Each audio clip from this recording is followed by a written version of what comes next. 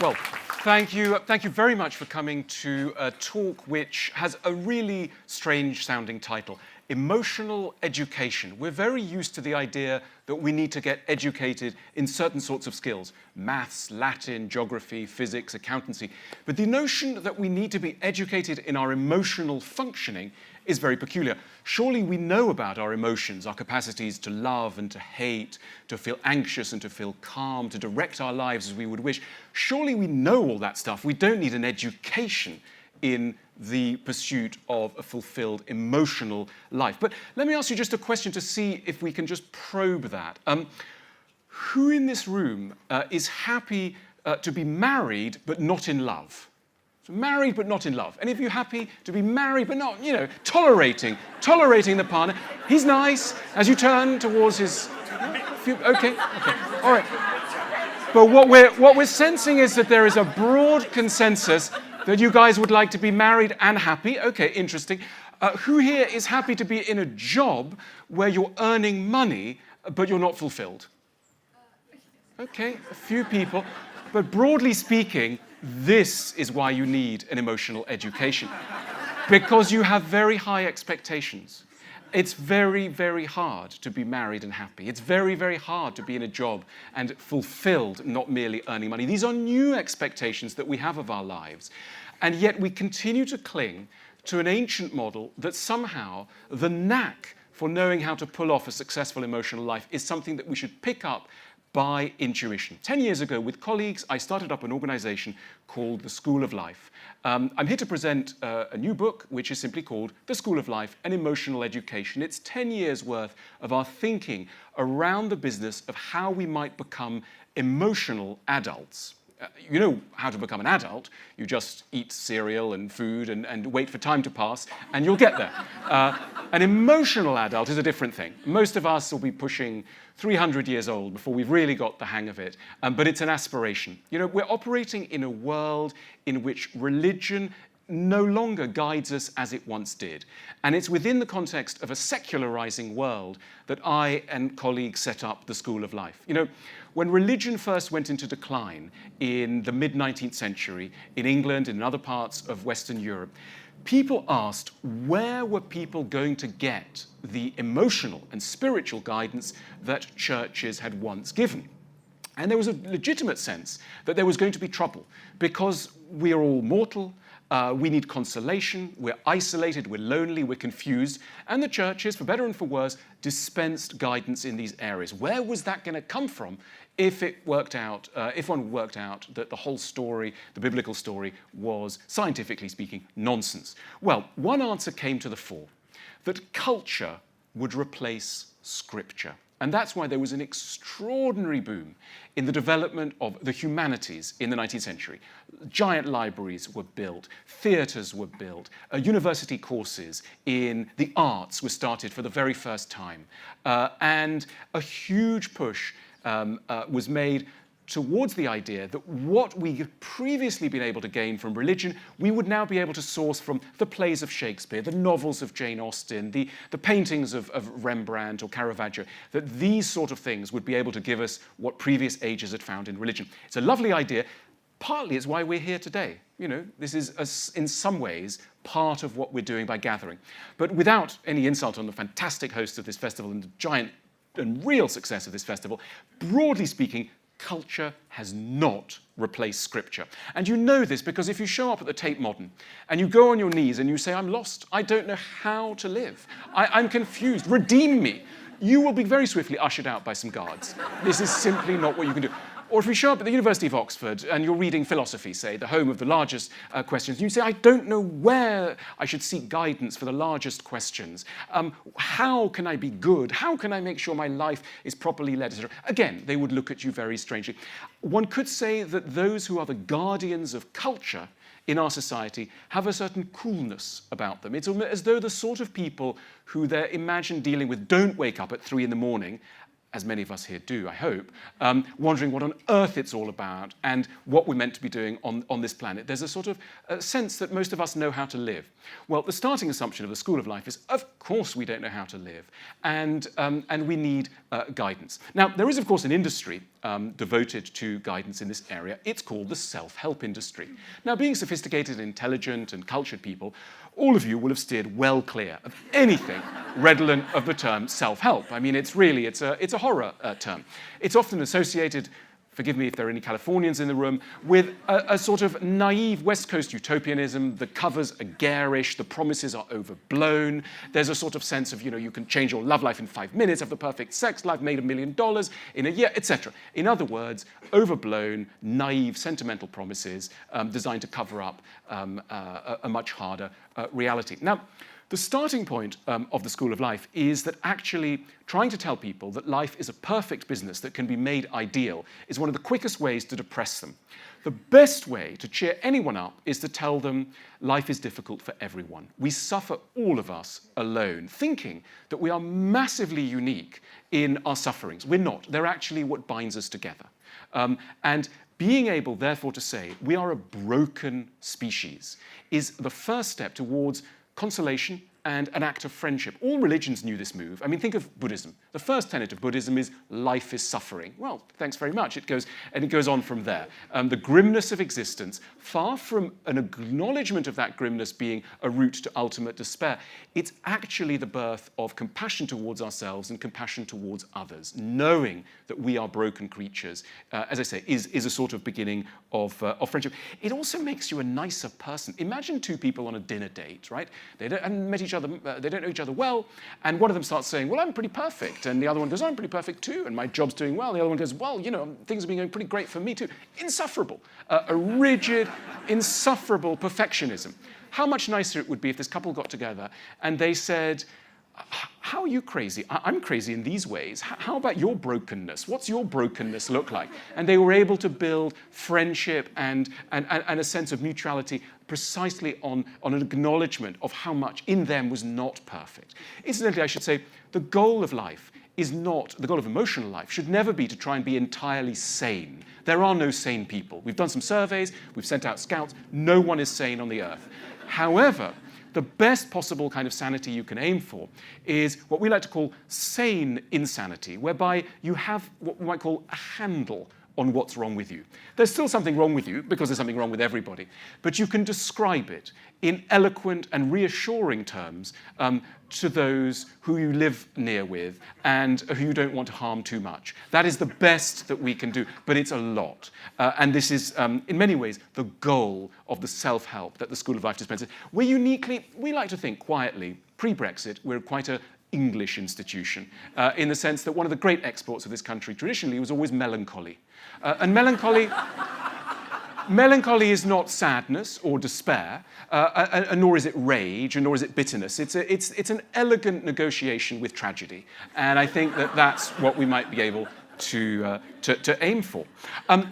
We live in a cruel world, and I'll tell you how cruel it is, because one of the first questions that we face whenever we meet somebody new is, what do you do? And according to how you answer that question, people are either incredibly pleased to see you or a little bit fearful and just leave you alone by the nuts. And you know that you are not going to get the respect, the kindness, the honor that all of us crave, because you have not performed well enough in a very fast-moving, very competitive capitalist economy. And this is hardwired into us, whether we're conscious of it or not. We know that's the way it is. And the opposite, I should say this. In a way, we live in a world of snobs.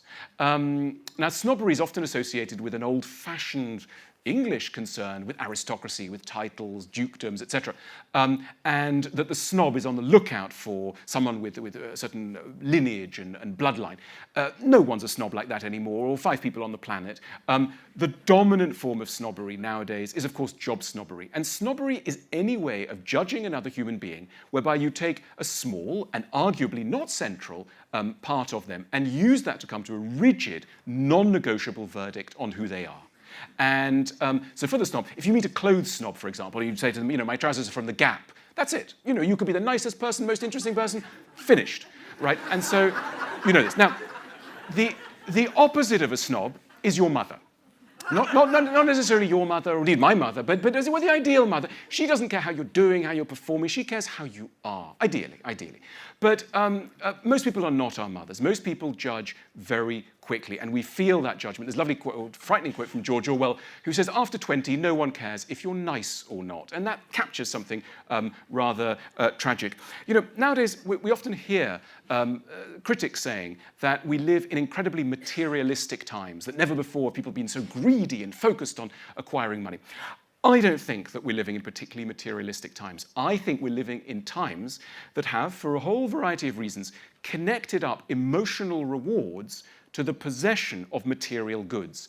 It's not ultimately the material goods that we want. It's the emotional rewards that we feel, rightly, that they're a conduit to, that we're after. But we know that we can't get to them without first passing through the gate of material success. And that, in a way, lends a certain poignancy to the way in which we pursue material success and the way in which our eagerness for material and status goods plays itself out. I mean, look, you know, to be compassionate, the next time you see somebody driving by in a Ferrari, don't think this is somebody, you know, who's very greedy. Think this is somebody with an unusually intense and very poignant need for love that they're expressing, you know, through automotive means.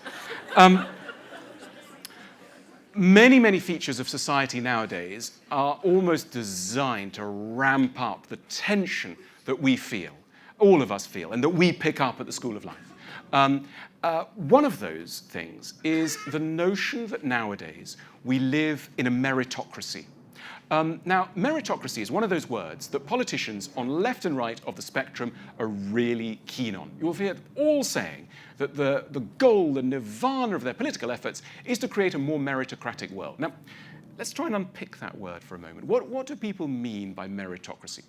They mean a society where those who deserve certain rewards will get them, that merit will lead to certain kinds of success. So if you're hardworking, it doesn't matter who your parents were, where you went to school, you should be able to get to the top.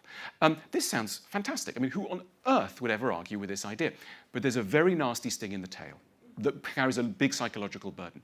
If you genuinely believe in a world in which those who get to the top deserve to get to the top, you'll also be creating logically, a world in which those who are at the bottom deserve to be at the bottom. In other words, a meritocratic worldview turns success, but also failure, from something that might have been a chance phenomenon to something that is determined and says a huge amount about who you are. And this is very different from all other societies. Most other societies have ascribed what happens to a person over their life, at least in part, at least half, to the intervention of non-human forces. Let's call them divine. We don't have to believe in these divine forces to know that that's what previous societies believed in. So if you look at ancient Rome, for example, so ancient Rome had a cult of the goddess of fortune. She was known as Fortuna.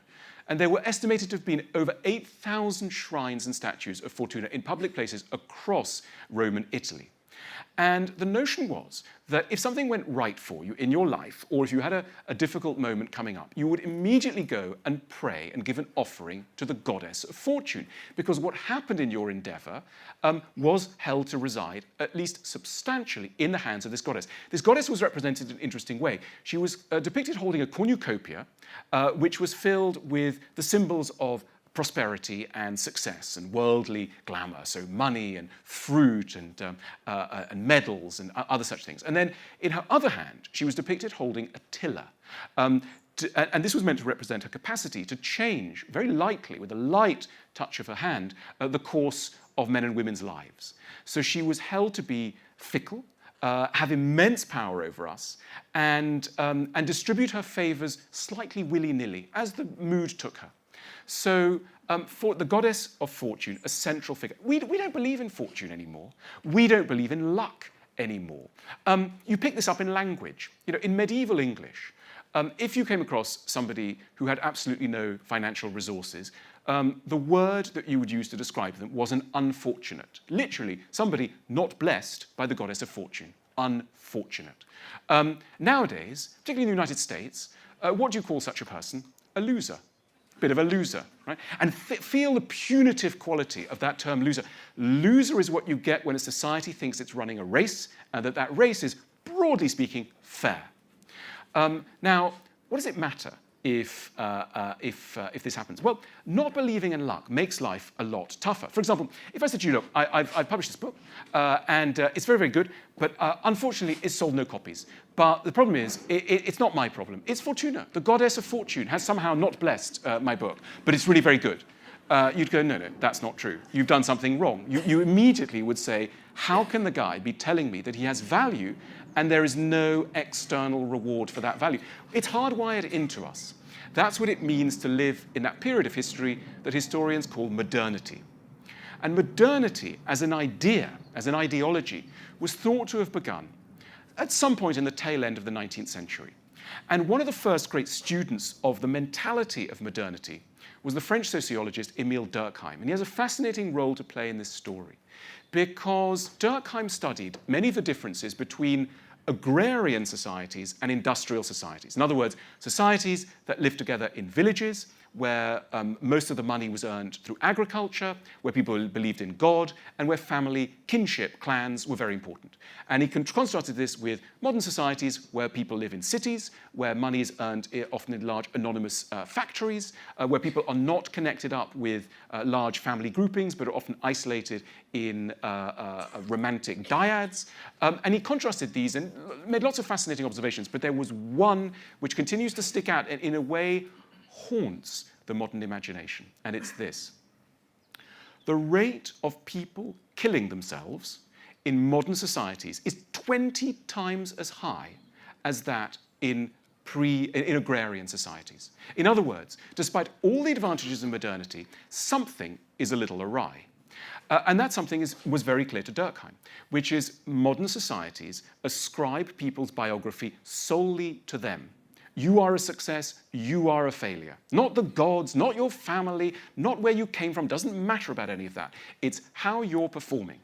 And because of capitalism and the way it works and the fact that there must always be victims and inefficiencies that are weeded out, this is going to leave a certain number of people every year who cannot face what they have become in the eyes of others. Their need for respect and for honor is not going to ever be realized, and the only way out is the most tragic way that humans know. Look, in a way, a lot of what we do when we try and succeed in life is buy the goodwill of other people, right? That's what we're trying to do. We're trying to buy the kindness of strangers. We're trying to ensure that when we walk in a room, people are not ashamed and embarrassed and look the other way. We're trying to hope that when somebody greets us, there will be a certain energy to their greeting. Now, here's the good and bad news, right? For those of you who are on that treadmill, and many of us are, it's a very natural path, it doesn't really work. It sort of works. But actually, you could be the richest person in Britain. If you're obnoxious, no one really wants to know you. They sort of pay a certain amount of respect, but not really. Ultimately, and this is a sort of strange secret, the thing that really turns strangers into friends? And it sounds very odd because we think it's the opposite, right? Failure, vulnerability.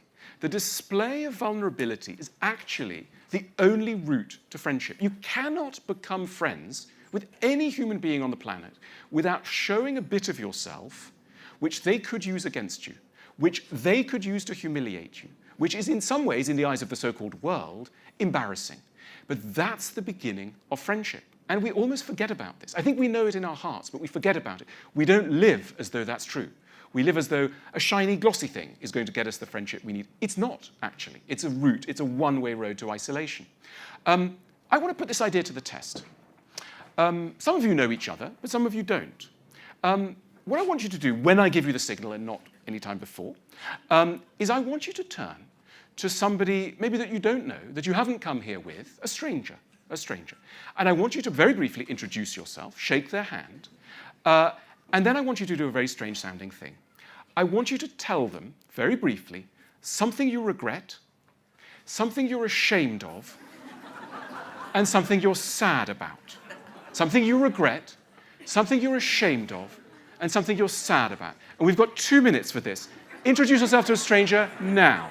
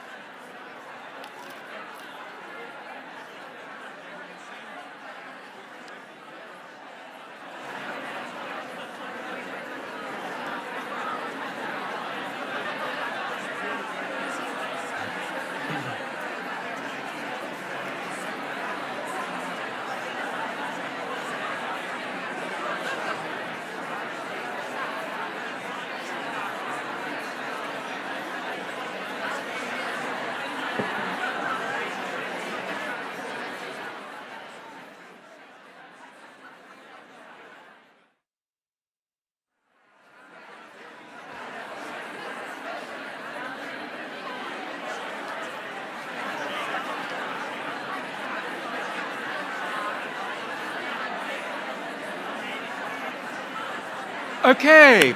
All right. Let's come back. Let's come back into the room. You're enjoying this, okay? Let's all come back. Let's all come back. So, you know,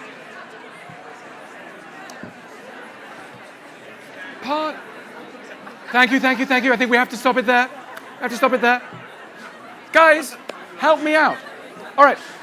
The reason why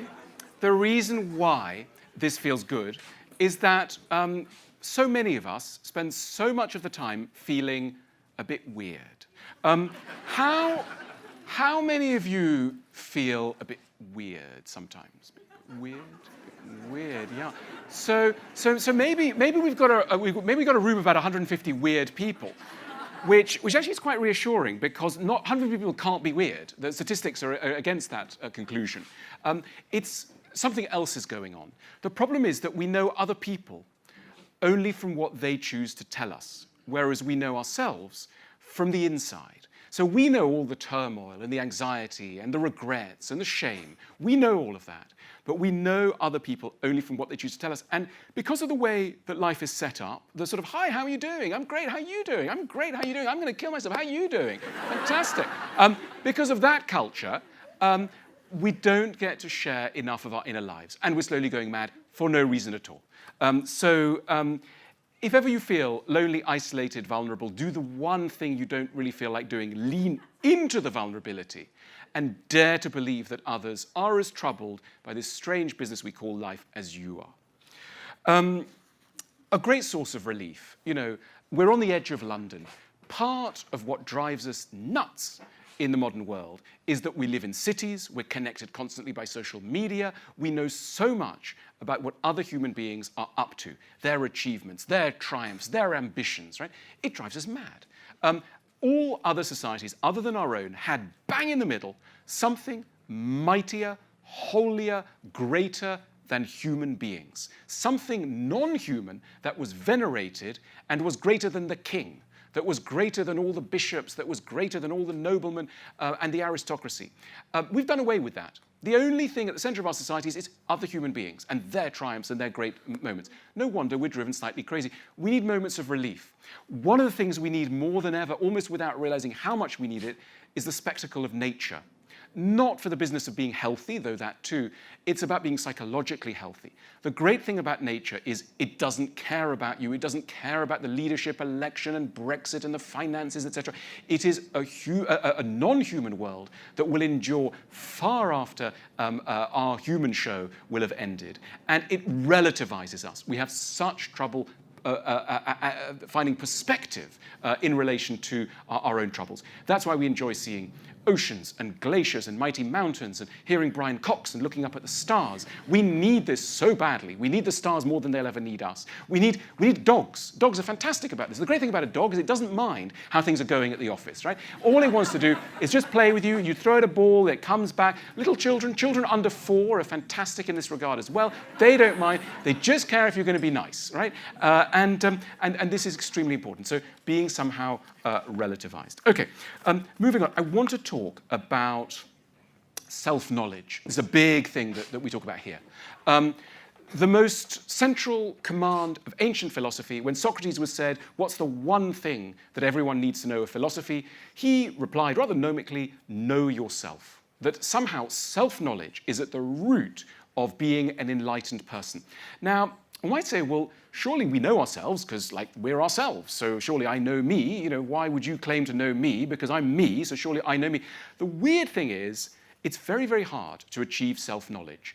If you compared the mind, it would be like a gigantic house that was plunged in darkness. We don't know most of the rooms. Most of the rooms are bolted shut, often by fear.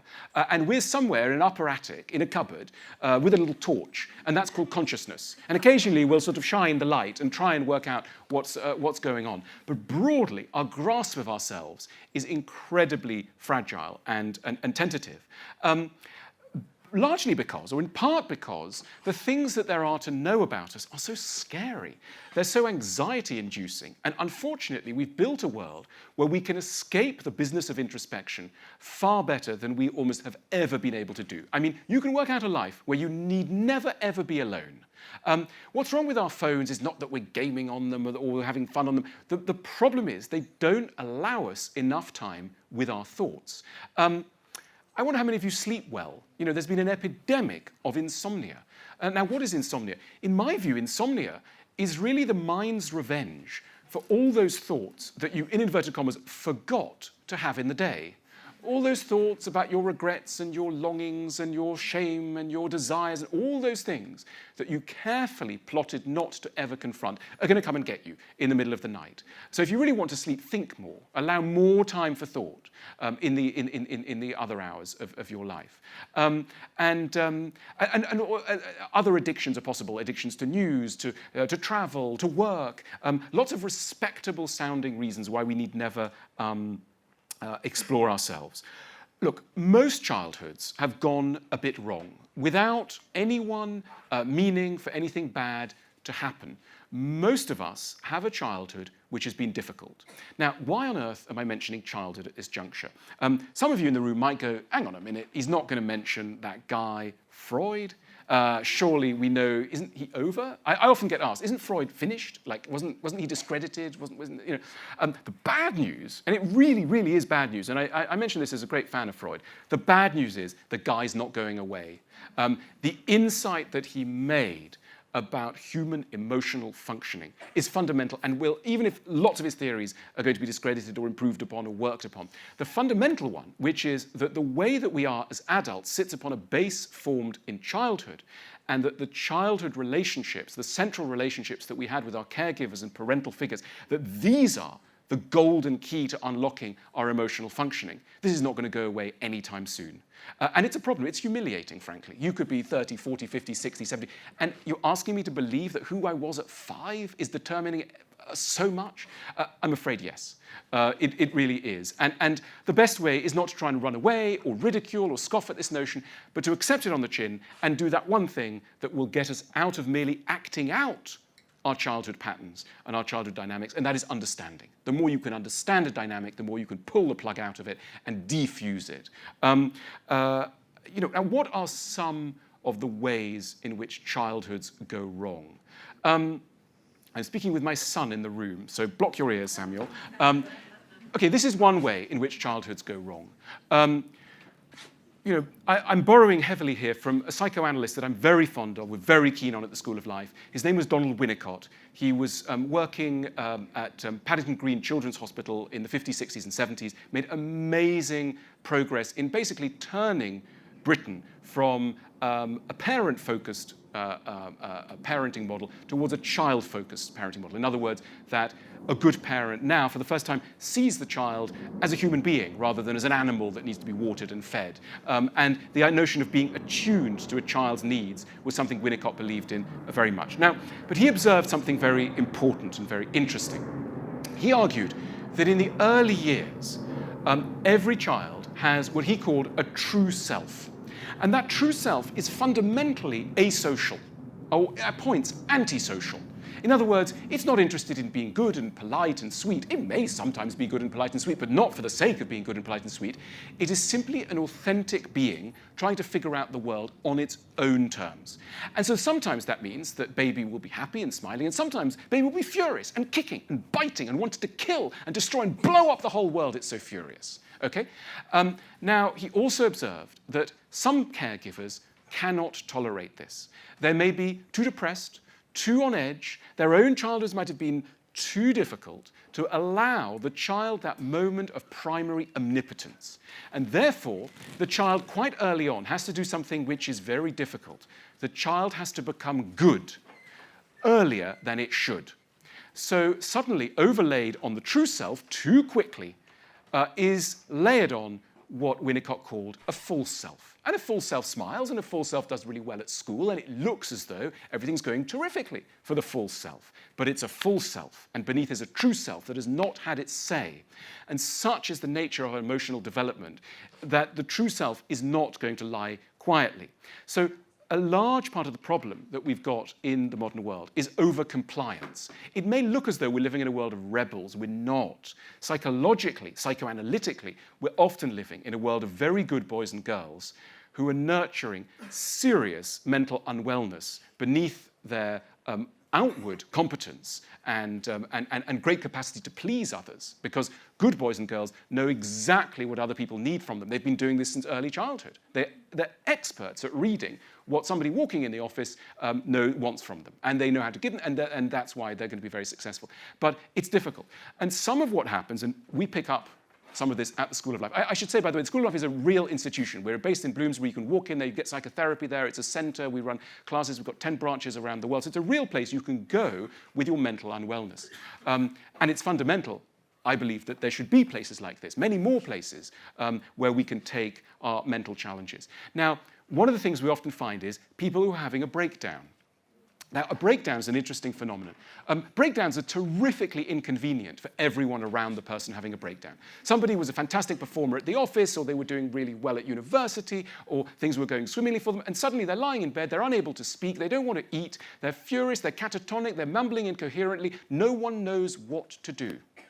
Now, the way we like to say it is that a breakdown is very often a prelude to a breakthrough. There is something trying to break through, and that something can very often be a healthy thing, right? It's the true self that has not had its say, and very inarticulately and very inconveniently, because there's the AGM coming up and there's the quarterly reports, etc. Something is bursting through. Something needs to be heard, and we need to give that a home, and we don't do it enough. Another psychological dynamic to watch out for. Psychotherapists talk, they've got a wonderful term for this, of the way in which very many of us, especially if we don't understand ourselves too much, are guilty of what is called transference. Now, transference is an interesting term. What it means is that you are transferring from the past ways of behaving and emotions that were suited to a very difficult normally early phenomenon, and you're landing these emotions onto a part of adult life that has not actually called for it, that doesn't really warrant it. Let me give you an example from kind of office life. So let's imagine you're dealing with someone. Let's imagine you're a manager of somebody, and you've got a colleague, and you call them into your office, and you say, look, I really like the report. It's fantastic. You've done a really great job. The last couple of paragraphs, you just need to kind of tweak them because they're not quite right. It's not landing properly. And they turn around and they go, what is it about you? Why are you always trying to bring me down? Nothing that I do is ever good enough for you. Why do I not deserve to be here like everybody else? And you want to go, hang on. And quite clearly, something is coming up from a place that doesn't belong merely to that office at that point. Something is being transferred. A sense of unworthiness, a defensive structure built up probably before the age of 5 is surging forth, age 35, in the middle of a high-rise office with a legal case pending.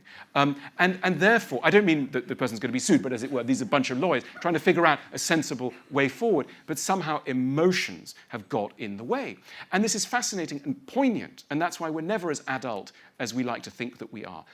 And those who are most adult are those who have successfully negotiated a relationship with their childhood self, and particularly the more damaged or tricky parts of their childhood selves, with all the unusual demands that will make. Okay, I want to talk about love, because relationships, it's been estimated that a person's life satisfaction is dependent up to 60% on the quality of their primary relationship with another adult. Very striking statistic.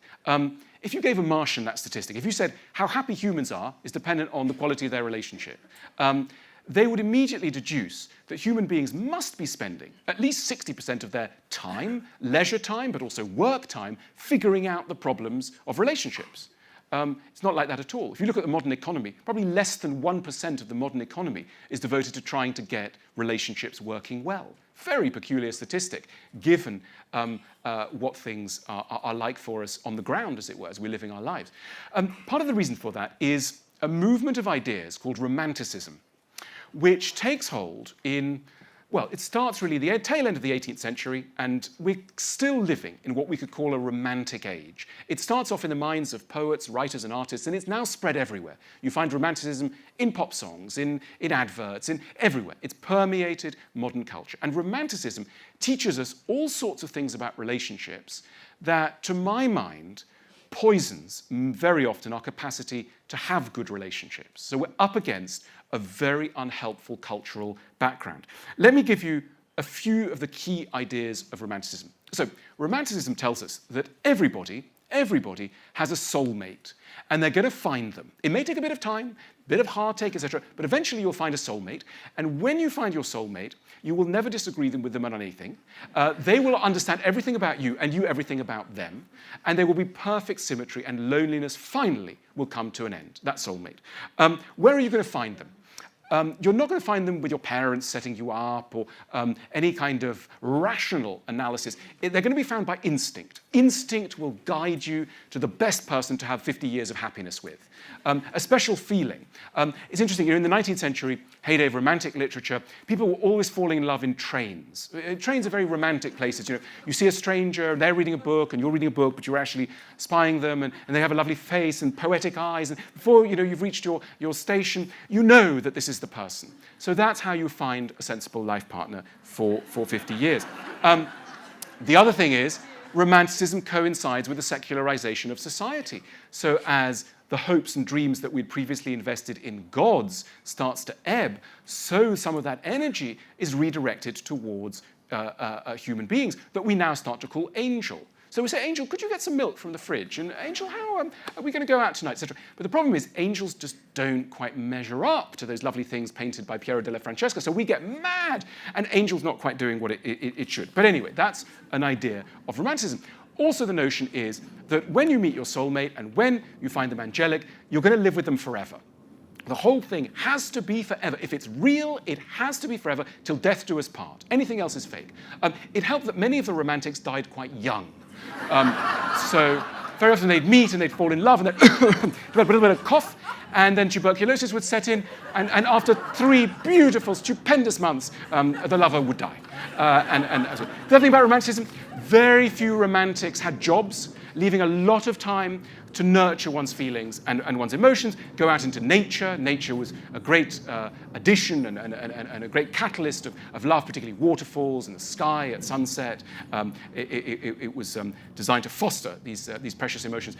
And then there's a feature, younger people in the audience, please block your ears, a feature of Romanticism which was very distinctive. A complete union of sex and love.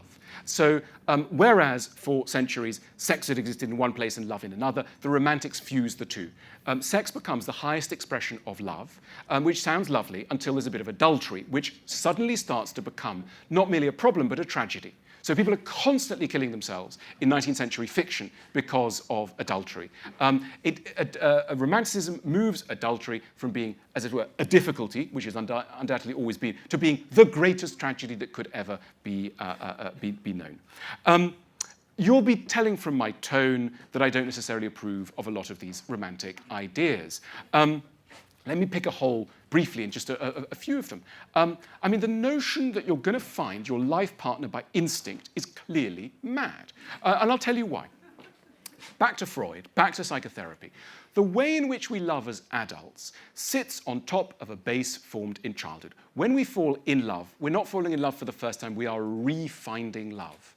Now, the reason why this often goes wrong is that the love that many of us knew in childhood, though there was kindness and generosity and playfulness at times, there is very often also likely to have been some more problematic dynamics. There might have been distance, there might have been depression, there might have been a certain hostility or cynicism or brittleness, whatever it may be. And what happens is that in adulthood, when we meet various people that we think might be good for us and that our friends might think are good for us, we simply don't have that special feeling. We don't have the instinct feeling. Our feelings are quite numb. You'll get this when, imagine you've got a friend and they've been trying to find the right person for ages, so you set them up on a date with somebody who's really nice and just seems really kind of sane and solvent and kind and all this of it. And then you call them up after the date and you say, so how did it go? Did you like them? And their friend goes, I don't know. And you probe and you're like, well, how does it feel? And they go, well, and maybe a little, I don't know, not very sexy or a bit boring or something. But these are really cover words. What the friend is really trying to tell you is, I'm afraid that this person you set me up with is simply too healthy to produce in me the sort of dynamics that need to be generated if I'm to feel that I'm in love. The person is simply threatens to be too nice for me in order to generate that special feeling that I need because, of course, and one doesn't know this consciously, because at some level love has become associated with forms of suffering that we don't even understand and can't even decode. That's why instinct is such a bad idea. We need to unpick instinct because so often it's directing us towards a recreation of a problem rather than the recreation of a solution. Other crazy things. The Romantics believe that if you really love somebody, you should find every part of them perfect and beautiful. This is a very, very strange idea. Sometimes incensed lovers will go, love me for who I am. Love me for who I really am. Why don't you love me for who I am? What a mad idea. Who really could expect to be loved for who they are? No one should be loved for who they are. All of us should be educated. So this is the difference between the ancient Greeks and the Romantics. The ancient Greeks also made a great play of love, but for them, love is a classroom. Love is an arena in which two people can support each other to become the best version of themselves. It is not a forum in which to endorse everyone's faults willy-nilly. It is a classroom. Love is a classroom. And the point of love is to be able to teach and to learn. And that is what makes a so-called good lover. A good lover is a good educator. Okay? And also a good pupil. This could sound very odd. Imagine if you went home tonight and you said, look, I've been listening to this chap with a funny name, and he's been telling me that love is a classroom. And on this basis, I've drawn up a list, and I'm going to be talking to you tonight for an hour and a half about your faults, and tomorrow night it wouldn't go anywhere because we don't believe it. Very unfortunately. Okay, so many things are badly understood. Look, the other thing that the Romantics have very unhelpfully taught us is that if you are properly in love with somebody and they are properly in love with you, they should understand you without the need to speak. That they should simply intuit. And in the early days of love, don't get me wrong, in the early days of love, there are some touching moments. You just met somebody 3 weeks in, and it's just beautiful. You're by the riverbank, and you say, you know that feeling when autumn comes, and there's that smell? And they go, I know exactly what you mean. I've been there before. And they finish your sentences, and from this beautiful beginning, a nightmare is born. And the nightmare is that another person can understand the contents of your mind without using that terribly cumbersome thing called language. And this is a real pain. Incidentally, of course, little children have this. Babies will literally believe that their parents know what's going on in their minds. And to some extent, good parents have a good shot at guessing what's in their minds because it's not going to be that complicated. Either they've got the light in their eyes, or they're hungry, or they're thirsty, or they need to go to bed. So we can make good guesses of this. But as an adult, as a complex machine that has special taste in interior decoration, in what time to leave for the airport, and how you feel about a particular friend, you're going to guess this? No. You've got to use words. Unfortunately, Romanticism has unleashed an epidemic of sulking. And what is a sulk? A sulk is essentially a pattern of behavior that is set in motion when you believe that someone who loves you should understand you. There are things you could explain, but you're going to choose not to because you're done with explaining, and they're supposed to love you, so they're supposed to know. So after they've violated your feelings at the party, let's say, by doing something slightly wrong or laughing at your expense or whatever, you're going to sit in the car and they're going to go, darling, what's wrong? And you go, nothing. And they're like, come on, what's wrong? Nothing, I'm fine. And then this will carry on, and you'll go up to the apartment and they'll go, come on, what's wrong? And you'll say nothing, and you'll bolt yourself into the bathroom and you'll shut the door, and they'll start knocking at the door, and they'll go, please, just tell me what I've done wrong. And you go, because you're expecting, as a good romantic, that they will peer through the door into your soul and understand who you are, how you are lonely, and what you're like as a human being in the finest grain, as a parent might understand a child. It's not going to work. There is only one way to be understood, and that is through the horribly cumbersome business of language. Okay, a few other things. I want to talk to you about confidence. One of the things that people come to us at the School of Life with is the problem of feeling that they don't dare to do something, right? They don't dare to tell somebody that they really like them, or to start a business when they really want to start a business, or to leave a business when they really want to leave a business. They're lacking in confidence. Now, what do you do? Right? This is a chronic problem. Also, by the way, they often feel like imposters. They go like, those guys over there, they're the real guys, but I'm a fake. I'm just held together by sellotape. I'm not real. They're real, and I can never be like them. Now, if we were, bless the West Coast, if we were a Californian organization, we would tell people this. We would tell people, you're beautiful, you're strong, you're an amazing human being. Believe in yourself. Head out there. Go for it. Right? This is disastrous advice. I mean, if anyone, please, don't go down that road. Right? We tell people this. When they say, I'm terrified, I've glimpsed this out of the corner of my eye, I think I'm an idiot. I think I might be an idiot, right? And their eyes fill with tears. And we say to them something that sounds brutal, but is actually totally redemptive and compassionate. We say, we've got news for you, you are an idiot. But the good news is we're on a planet of 7 billion idiots, right? The human race is obviously mired in idiocy from beginning to end, right? We walk into doors, we don't understand ourselves, we don't understand other people, we make catastrophic errors. From beginning to end, the whole thing is a mess, right? Now, once we accept this with a certain grace, and indeed humor, this is the birth of humor, which is one of the most redemptive emotions we can ever have, humor towards ourselves and humor towards others, right? Once we can start to accept that of course we're idiots and that the fundamental nature of being human is idiocy, you'll just go up and ask the person on a date because, well, you're an idiot and it doesn't matter, they're an idiot too, and off you go. Or you might go up and ask somebody if they might be interested in starting a business with you. What does it matter? Life is short, we're all idiots. So the fundamental notion of confidence built up, not through an assumption of our perfection and our perfectibility, but precisely a confidence born of an elegant negotiation with everything that is imperfect in us. This seems enormously important. Look, I want to do one more little exercise with you, because I think it can be interesting. We do a lot of this at the School of Life, and it can be very helpful. We're often taught that the primary problem that we have is that we're selfish people, right? We're constantly being sort of lambasted. There's sort of voice at the back of our heads, like, you're selfish, you're always looking out for yourself, etc. Now, this is a hunch, but I think it's a very accurate hunch. The main problem that most people have is not that they're too selfish. Most people are not anywhere near too selfish. There are a few outliers who make a lot of noise and we know all about them. Most of us, our problem is another thing. We're not selfish enough. What I mean by that is we're not very used, because we're good boys and girls, we're not very used to putting ourselves and our needs and our complaints and our desires center stage. We haven't found that voice to do that. And part of the reason sometimes why we're ill and distressed and can't sleep and suffer from anxiety is because we haven't paid enough attention to us. We haven't been able to feel productively selfish. So what I want you to do is, again, pick a stranger, and for a minute or two, but no more, I want you to complete the following sentence and hear them out as they complete the following sentence with you. If I dared to be more selfish, I would ... Complete that sentence now. If I dared to be more selfish, I would ... Go for 2 minutes.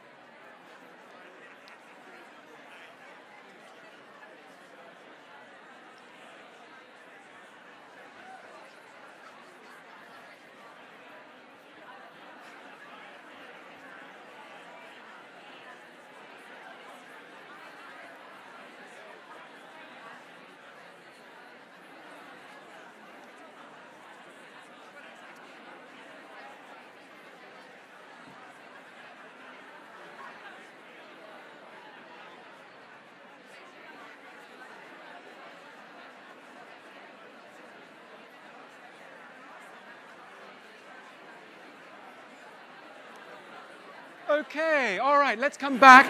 Let's come back together. Let's come back together. Thank you so much for that. Thank you so much for that exercise. And I hope you can continue those conversations outside, because after all, this is not merely about books, this is a festival also of friendship. We've got a little bit of time for some questions. So if you've got a question, we've got mics as well, do put up your hand and share anything, ask something. We've got a lovely chance for some questions, so go for it. Yeah. Anybody on that side? On that side? Yes, go for it. Hello. Hello. Thank you for a lovely talk. You began your talk by describing a scenario we're, I'm sure, very familiar with, which is you're at a party and somebody asks you, what do you do? How can I answer that without telling them what I do? Well, I mean, that's a very good question. You might tell them what you do, but you might, I mean, really, the sincere bit is, I mean, there are various replacements. Some of them sound corny, they may not always be valid, etc. But, I mean, really what you want to do is to say something like, what are you suffering from? Where are you ailing? How are you sad?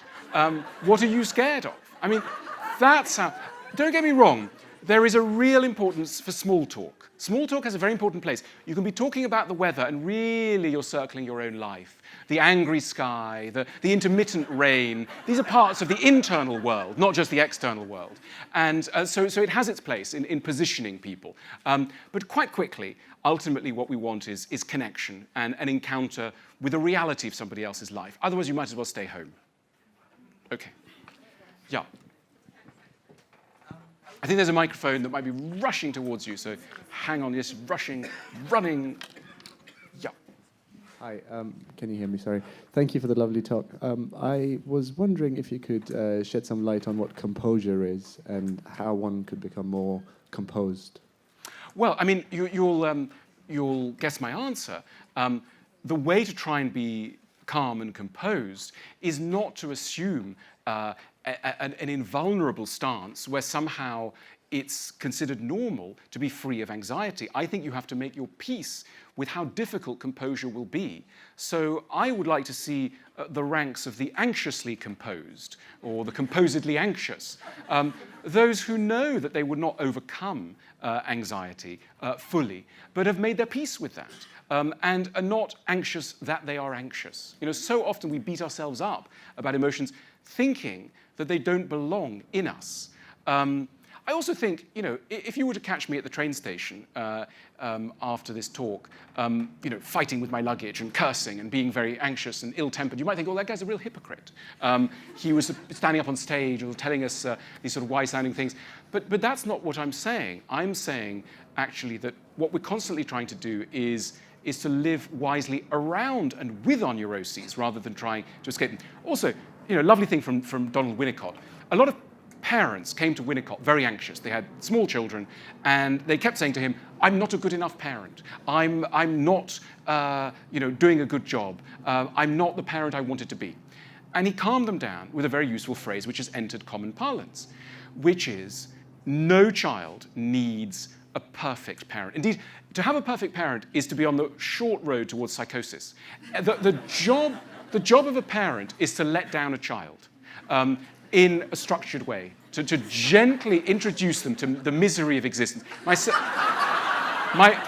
son Samuel is in the room, and he will attest to the fact that at an overly young age, I would say to him, it's not that I'm a particularly horrible person, it's just that you're encountering the horribleness of life via me first. But you will later see that this is a general phenomenon. You've just met with it first here. And so broadly speaking, what Winnicott was saying is no one needs perfection, you just need good enough. And so he came up with the phrase, the good enough parent. And of course, it's not just the good enough parent we need, it's the good enough office worker, it's the good enough friend, it's the good enough lover, it's the good enough everything. Good enough is good enough. Okay, yeah. Moving on from that point, it's the same sort of thing. Should we not tell our children to be good, to be well behaved? How do we deal that if our 4-year-old's screaming or our 6-year-old isn't saying hello to an adult? Do we just ignore that? Yes, that's a very good point. And you know, I don't want to you know, speak in praise of the noble savage and that there should be no rules. And boundaries are very important.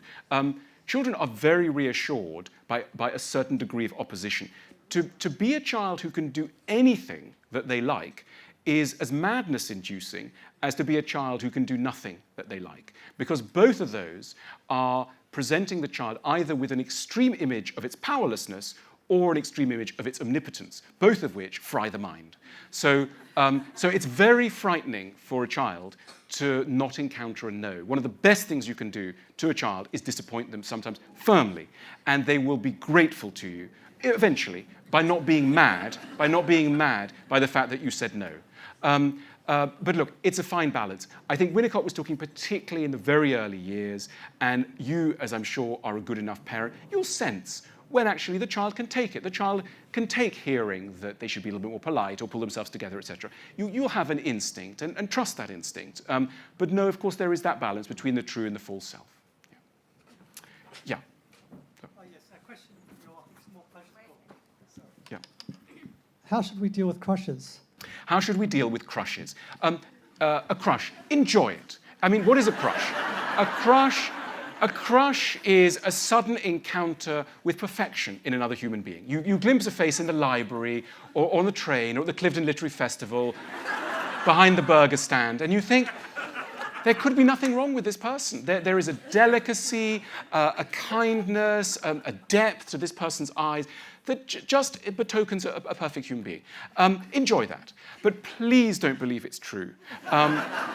Look, the best cure for love, as we know, is knowledge. Get to know them better. And part of the problem of unrequited love, the reason why you're in love with somebody and you go out on a few dates, etc., and then they say, I can never see you again, and they run away. Why is that cruel? Ultimately, it's cruel because you've denied the person a sense of what you're really like. When you're doing the washing up and when life's got a bit banal, etc., you've prevented them from seeing aspects of you which would have stopped them being so passionately in love with you. So that's a very cruel thing to do. So greater knowledge or greater imagination, but let's enjoy it. Why not? Life is short. Enjoy the crush. Yeah. I think there was a question there. Lady there with the glasses on her head. Yes, yeah, great. Hello. You mentioned the early caregivers who weren't good enough. They weren't able to parent very well, and they turned us into good boys and girls. Maybe they're the parents who let us down in an unstructured way. What's the best method of forgiving them when they're dead and you haven't found the right psychotherapist to enable you to make peace with them? Well, okay, that's a very good question. I would hazard a guess that you're not so much interested in forgiveness and more interested in overcoming the legacy that they've given you. So the real question is, park forgiveness. I think forgiveness comes naturally once. Yeah, right. So once you've made peace, forgiveness will come. So the great question is, how do you make peace? And I think it is getting a very secure handle on what it is that went wrong. Now, it's a very strange thing about our minds. We hear the word trauma a lot. Many of us are walking around with mini traumas in certain areas. And by trauma, I mean something that cannot be thought of, or something that cannot be thought of very easily. So it may take a long, long time, until deep into middle age, before you can for the first time see something and feel it for yourself. You may have known, dad was a bit angry, or mum was a little sad, or made me feel guilty, etc. But really to re-experience that, can be the work of decades. I think that psychotherapy, look, I'm going to show a bias. Psychotherapy is one of the greatest inventions of the 20th century. There are many bad therapists out there. There are, undoubtedly, and many of us have had bad psychotherapy. But I think the notion of a skilled human being who will listen and interpret your story and play you back to you and see things that, because you're traumatized, you may be extremely clever, you can't see. This is extremely vital. Now, some people say, what about a friend? Can't a friend? No, of course a friend can't. Just like a friend can't fly the plane, you need a trained pilot. You need a certain degree of training to listen and replay, etc. So I do very much believe in psychotherapy. Okay, one last question. I think we have time for, yeah. Oh, sorry. By the way, if you want to know more, little advertise. I'm sorry, Clifton Festival, you're so great. If I can advertise something that we're doing at the School of Life, next weekend, if you want to fly to New York, you can hear me warbling on for 3.5 days about all of this in a giant, not giant, actually quite intimate conference space, but it's a giant attempt to take somebody on a journey. So look up schooloflife.com and then look up New York conference, and you can have more of this if you want. Forgive the advertising pitch. Back to your question. Sorry. Just talking about your your journey Yes. and the replacement of religion, why is it not the school of life and death? Because that's really the big mystery, and that's what religion helps us with. Why are you not the school of life and death? School of life and death. We are implicitly, you're absolutely right, of course. A negotiation with death is, look, think of Montaigne's famous quote, to philosophize is to learn to die. Our acceptance of our mortality is so central. For the Buddhists, the goal is to die before you die. In other words, to relinquish certain sorts of unhelpful attachment before death actually comes. So it's in everything that we do. It's behind forgiveness. You forgive when you realize you're mortal and the other is mortal. It's behind compassion, knowing that we are dealing constantly with other mortal beings. If we thought that everybody was immortal, my goodness, we could afford to be cruel, and we could afford to be tough, but we're not. We've got a very limited run on this planet, and on that basis, we need urgently to forgive ourselves, to understand ourselves, to feel compassion for ourselves, and to extend some of that luxury towards others. On that note, we have to bring it to an end. Please come and get a book signed if you like. It's been such a pleasure. Thank you so much to Clifton. Thank you.